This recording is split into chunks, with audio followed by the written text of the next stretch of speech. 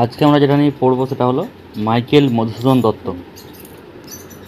Michael Madhusudan দত্তের জন্ম কোথায় হয়েছিল বলো তো? না, জন্ম হয়েছিল বর্তমান বাংলাদেশের যশোর জেলার সাগরদাঁড়ি গ্রামে 1824 খ্রিস্টাব্দে 24শে জানুয়ারি। পিতা কে ছিলেন? পিতা ছিলেন রাজনারায়ণ দত্ত। তিনি ছিলেন আইন ব্যবসায়ী এবং যশোরের খ্যাতনামা জমিদার।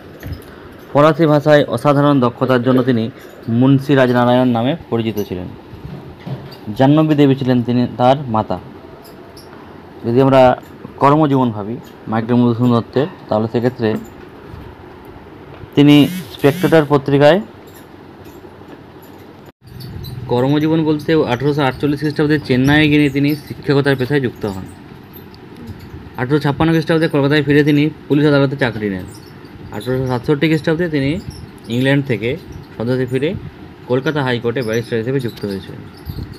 যদি আমরা বলি শিক্ষা জীবন, তাহলে সেক্ষেত্রে 9 বছর বয়সে কলকাতায় এলে তিনি খিদিরপুর গ্রামে স্কুলে ভর্তি হন এবং এই বিদ্যালয়ে তিনি ল্যাটিন এবং ইংরেজি ভাষার সাথে তার পরিচয় ঘটান।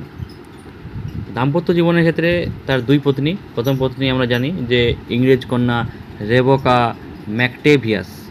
প্রথম পত্নীর সঙ্গে কবির বিবাহ বিচ্ছেদ হয় এবং তারপরে তিনি দ্বিতীয় বিবাহ করেছিলেন এবং তার নাম ছিলেন এমিলিয়া হেনরিয়েটা সোফিয়া। এই মহান মাইকেল মধুসূদন দত্ত মৃত্যুবরণ করেছিলেন 1873 খ্রিস্টাব্দের 29শে জুন। কোথায়? না, কলকাতার জেনারেল হসপিটালে। এই হলো মোটামুটি মাইকেল মধুসূদন দত্তের একটা ওভারঅল ডিটেলস, যেটা আমাদেরকে জেনে রাখতে হবে যে কোনো কম্পিটিটিভ পরীক্ষার জন্য।